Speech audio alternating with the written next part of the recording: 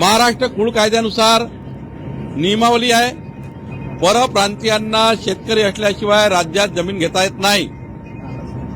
परंतु काल आपण बघितलं असाल, सिंदूरमध्ये मोपा विमानतळ तयार झालं, त्याच्या आजूबाजूला परप्रांतीयांनी जमीन गेल्याच्या तक्रारी आल्या। आज धुळेमध्ये तक्रारी आल्यात। त्यामुळं महाराष्ट्र कुळ कायदा नियम ज्यांनी तोडलेला आहे, आम्ही जमाबंदी आयुक्ताच्या माध्यमातून संपूर्ण सर्वेक्षण करणार आहोत की परप्रांतीयांच्या रजिस्ट्र्या केलेल्या आहेत, जमीन घेतलेल्या आहेत, त्यांनी कुळ कायद्याचा भंग केला असेल तर अशा जमिनी शासनाच्या नावाने जमा करू, या जमिनी शासन ताब्यात घेईल। चुकीच्या पद्धतीने रजिस्ट्री केली असेल आणि आमच्या महाराष्ट्रात या ठिकाणी शेतकरी नसताना शेती खरेदी केली असेल, जमिनी खरेदी केल्या असतील, हे नियमबाह्य आहे, हे महसूल कायद्याच्या कुळ कायद्याच्या विरुद्ध आहे। त्यामुळे याच्यावर आम्ही कारवाई करणार आहोत। केंद्र सरकार राज्य सरकारच्या योजनांचा लाभ होत नाही, पीक कर्ज मिळत नाही, अॅग्री स्टॅक योजनेचे बेनिफिट मिळत नाही, नैसर्गिक आपत्तीचा नुकसान भरपाई मिळत नाही आणि बँकेचं कर्जही मिळत नाही, पीक कर्ज मिळत नाही। आदिवासी संघटनांनी आणि आदिवासी भागाच्या आमदारांनी मागच्या अनेक वर्षापासून मागणी केली होती की वनपट्टेधारकांना स्वतंत्र पद्धतीने सातबारा असावा।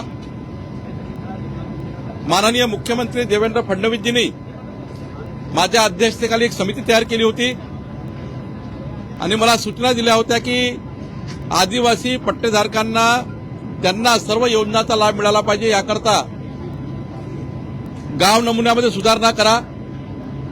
आणि आता मला या गोष्टीचा अभिमान आहे की आदिवासी वनपट्टेधारकाकरता 7E आणि 12E तयार करण्यात आला। प्रत्येक वनपट्टेधारकांना आम्ही 7E आणि 12Eची नोंद करू।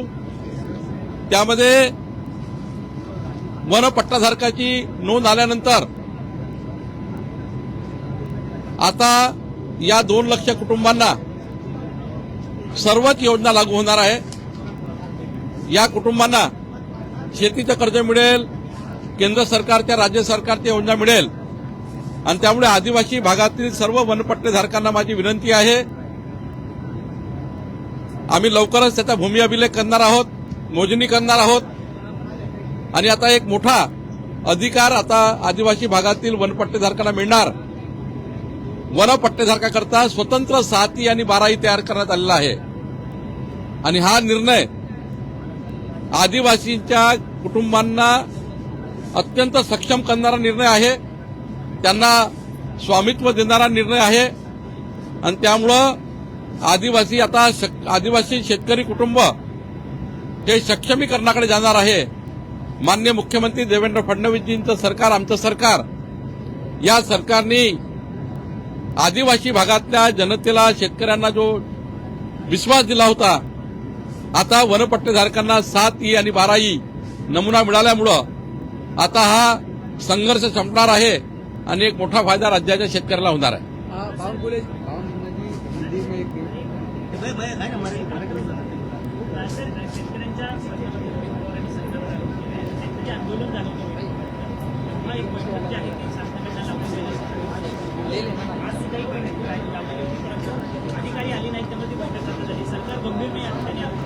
ऐसा है कि प्रत्येक कॅबिनेटमध्ये माननीय मुख्यमंत्री जो विषय रोहित पवारांनी मांडला त्याबद्दलचा आढावा घेत असतात, रेग्युलर विषय आहे। पण ही गोष्ट खरी आहे की रोहित पवारांचं आंदोलन सोडवताना शासनाने एक बैठक लावू असं म्हटलं, ती बैठक होईल ना, कुठं म्हटलंय। पण ज्या पद्धतीचा पाऊस पाणी चालू आहे, ज्या पद्धतीचं संपूर्ण त्या ठिकाणी अधिकारी आज अडलेले आहेत, म्हणजे अडकलेले आहेत, विमानं उतरत नाही आहे, 2-2 तास 3-3 तास विमानं लेट आहे, त्यामुळं काही अधिकारी आले नसतील, त्यामुळे बैठक टळली असेल, पुन्हा होईल बैठक। या सगळ्यामध्ये रोहित पवारांचं असं म्हणणं आहे की प्रवीण परदेशी विधान भवनात येतात, मात्र बैठकीला येत नाही, लोकप्रतिनिधी बैठकीला जातात, मात्र त्यांना त्यावेळी बैठकीला अधिकारी जर येत नसेल तर सरकारला कर्जमुक्ती द्यायची की नाही, मग ही सरकार दिशाभूल का करणार? त्यांचं म्हणणं चूक आहे। रोहित पवारांचं म्हणणं चूक एवढ्याकरता आहे की ज्या विषयाकरता रोहित पवार भांडतात आहे तो विषय ऑलरेडी सरकारने टेकओव्हर केलाच आहे प्रत्येक मंत्रिमंडळाच्या बैठकीच्या वेळी माननीय मुख्यमंत्री या सर्व विषयाचा आढावा घेतात आणि माननीय मुख्यमंत्र्यांनी जी कर्जमाफी दिली आहे ती स्वयंस्पष्ट आहे. निश्चितपणे त्यातले काही मुद्दे रोहित पवारांचे आहेत, त्या मुद्द्यावर बैठक झाली पाहिजे का झाली पाहिजे. आता एखादा अधिकारी याचं नाव घेऊन त्याला क्रिटिसाइज करणे काही योग्य नाही. सर, एक राजकीय प्रश्न आहे.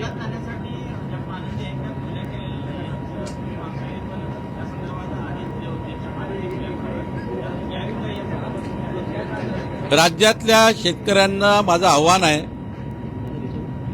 की पानन रस्ते, वहिवाटीचे रस्ते एका एका गावामध्ये 30-30, 40-40, 10-10, 12-12, 5-5 रस्ते आहे, एक रस्ता नाही आहे. त्यामुळे आता योजना आली आहे. एका दिवसात काही संपूर्ण पानन रस्ते मोजणे होणार नाही,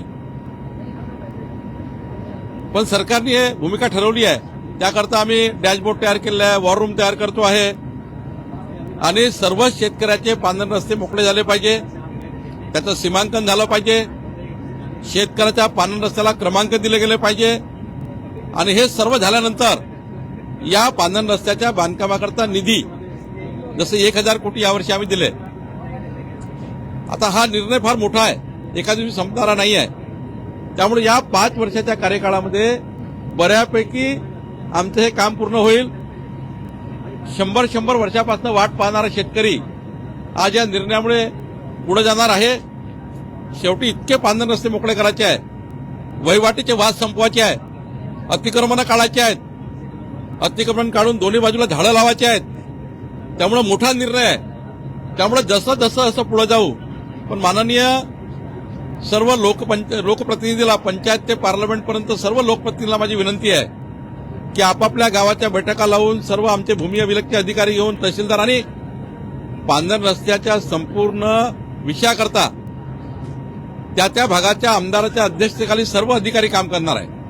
आमदारांनाच अध्यक्ष केला आहे, आमचा एडीओ प्रांत त्या ठिकाणी सचिव केलेला आहे, भूमी अभिलेखचे अधिकारी दिले आहे.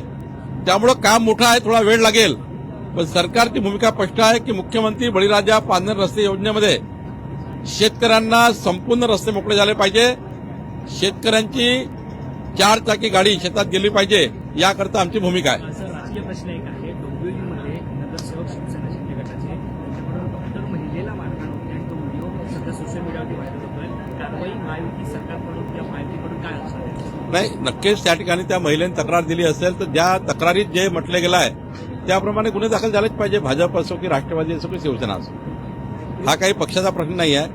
या घटनेमध्ये एखाद्या महिलेला मारहाण झाली असेल तर त्या मारहाणीच्या संदर्भात जी काही पोलीस तक्रार ज्या संदर्भाची असेल त्यावर योग्य कारवाई होईल. जिस तरीके से आदिवासियों को 2 लाख आदिवासियों को आपने उनकी जमीन देने का फैसला जो किया है, ये कितना बड़ा फैसला और काफी इसके लिए बहुत बड़ा लॉन्ग मार्च आया था मुंबई में और जिस तरीके से हंगामा हुआ था उसके बाद सरकार का फैसला. देखिए, हमारे एनडी गावित जी है, जेपी गावित जी है और किसानों ने, आदिवासी परिवारों ने बहुत बार मोर्चे लाए. आदिवासी क्षेत्र में काम करने वाले विधायक, इन्होंने भी बहुत बार विधिमंडल में कहा, लेकिन ये निर्णय नहीं हो पा रहा था. लेकिन देवेंद्र फडणवीस जी की सरकार, हमारी सरकार ने निर्णय लिया है. ये बहुत ऐतिहासिक निर्णय है कि आज जिनको हम फॉरेस्ट के जमीन के जो पट्टे देते हैं, आज के रूल में क्या है, कायदे में क्या है, ये जो हम पट्टे वाटप करते हैं आदिवासी किसानों को, हमारे 7/12 जो एंट्री है इसमें इतर अधिकार में वो उसका रजिस्ट्रेशन किया जाता है, उनको लिया जाता है. लेकिन मूलतः जो मुख्य नाम शासन का होने की वजह से, फॉरेस्ट का होने की वजह से इन आदिवासी परिवारों को एग्री स्टैक का, क्रॉप लोन का, कोई भी एग्रीकल्चर की स्कीम हो, ये जो ओला गिरते उसकी नुकसान भरपाई हो, कुछ मिलता नहीं है. तो माननीय मुख्यमंत्री देवेंद्र फडणवीस जी ने मेरे अध्यक्षता में समिति बनाई थी और इस समिति ने निर्णय लिया है और आज मैंने विधिमंडल में ये घोषणा की है और शासन निर्णय जाहिर किया है. अब जितना भी आदिवासी पट्टेधारक है इनको सबको 7E और 12E मिलेगा. 7E और 12E में जब उनका 7E में नाम आएगा अलग से, हर वन पट्टेधारक का एक नाम आएगा और 12E में उनका क्रॉप आएगा, क्या क्रॉप लेते हो. 7E में नाम आएगा, 12E में क्रॉप आएगा। इससे क्या होगा कि डायरेक्टली स्वामित्व योजना, मोदी जी की सारी योजनाएं, किसानों की जो मोदी जी ने 6,000 रुपए दिए, किसान सम्मान योजना वो मिलेगी, क्रॉप लोन मिलेगा, एग्री स्टॉक के पूरे फायदे मिलेंगे, ये सारा उनको मिलेगा। और 2 लाख परिवार, आदिवासी परिवार जो जूझ रहे थे, उनको एक बड़ा न्याय इससे मिलेगा।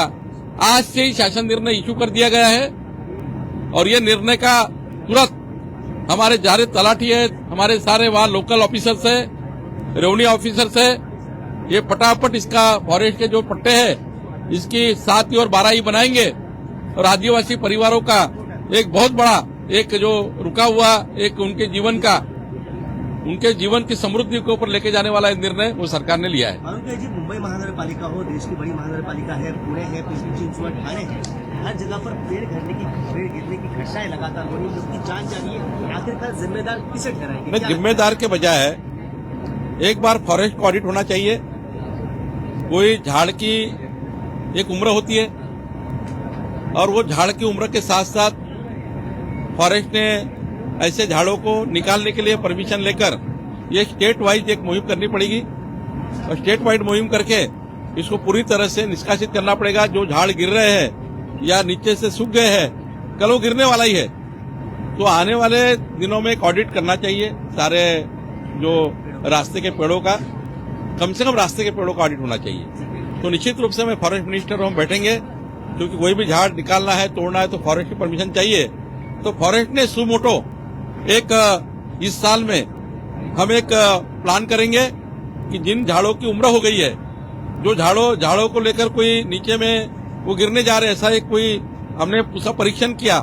आज तो परीक्षण की मशीन आती है कि हमने उसके रूट पे मशीन लगाया तो ये झाड़ नीचे से सूखा हुआ है या गीला है या उनकी जड़ें कितनी मजबूत है ये मालूम होता है। उसका एक कैमरा भी आता है, उसे देख सकते हैं। तो निश्चित रूप से फॉरेस्ट मिनिस्टर से मैं बात करूंगा इसको ऑडिट करने के लिए। सर, फॉरेस्ट मंत्री संदर्भातला एक प्रश्न महत्वाचा होता की राज्यामध्ये परप्रांतीयांनी मोठ्या प्रमाणात जमिनी घेतलेल्या आहेत जे शेतकरी नाहीये, या संदर्भात आपण काही चौकशी अहवाल